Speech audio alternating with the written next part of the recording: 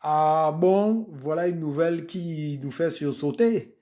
Vous savez que l'AES a l'habitude de dire que la Côte d'Ivoire est endettée, la Côte d'Ivoire est endettée, la Côte d'Ivoire est endettée. Mais voilà qu'on apprend que le créditeur du Burkina Faso, c'est la Côte d'Ivoire. Ça veut dire que le Burkina Faso est endetté auprès de celui qui est endetté. Hey! Et que la Côte d'Ivoire, endettée comme elle est, a encore l'argent pour prêter au Burkinabé. Comment on appelle ces gens-là qui doivent de l'argent à ceux qui doivent de l'argent? Mmh. Venez me dire en commentaire le nom pour ces gens-là. Et n'oubliez pas de vous abonner à Nalimonde, hein? Parce que là, vous allez mourir moins bête.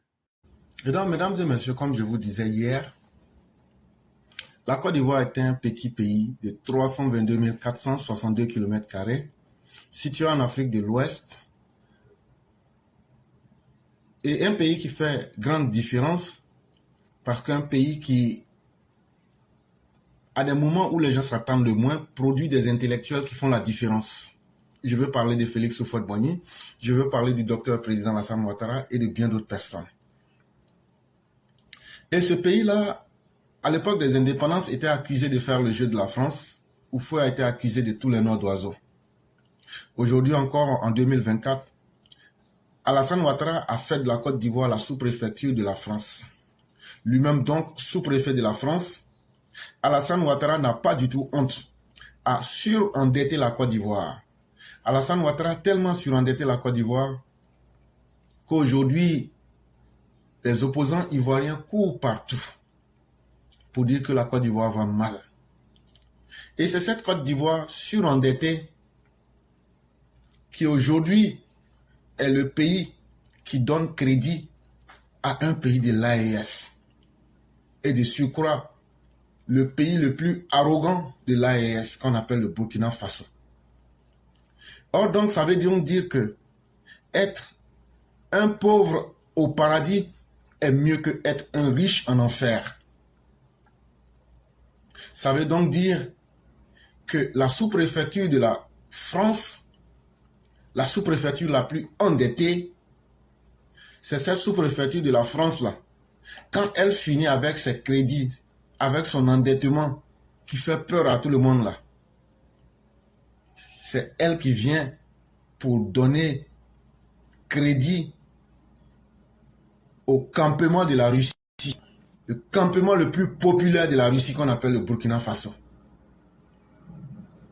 Et donc quand vous regardez cette contradiction, ça vous fait au fond beaucoup rire et vous vous dites vraiment, ces gens n'ont rien compris de la vie. Ces gens n'ont pas compris que le monde aujourd'hui est une réalité interconnectée. Le pays africain qui prend plus de crédit avec un autre pays africain, c'est le Burkina qui prend plus de crédit avec la Côte d'Ivoire que tous les autres pays africains du monde.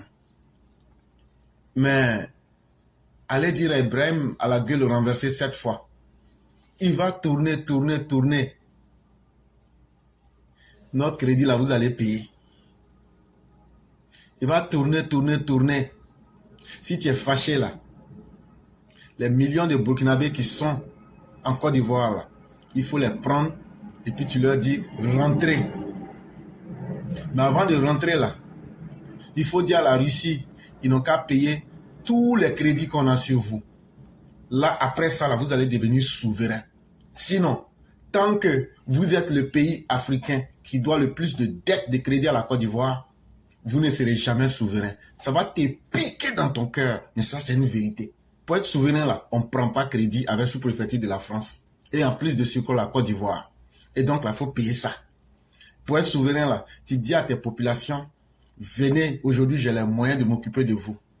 Là, quand c'est comme ça, là, on va savoir que tu es un garçon. On vient d'attraper des terroristes au Niger avec du matériel russe. Ibrahim, l'homme à la gueule renversée, je t'ai donné le nom des terroristes qui sont au Burkina. Mais pourquoi toi, tu n'as jamais arrêté un terroriste ivoirien? Tes amis de l'AES au Niger viennent d'arrêter, il y a 2 jours, des Burkinabés avec du matériel sophistiqué russe en pleine séance de terrorisme au Niger. Qu'est-ce que tu en dis? Tout ça, Ce sont les choses de l'AES. Et il faut réfléchir, c'est très important. Le cerveau, ce n'est pas un décor, c'est un instrument pour réfléchir. C'est ce qui fait avancer les hommes.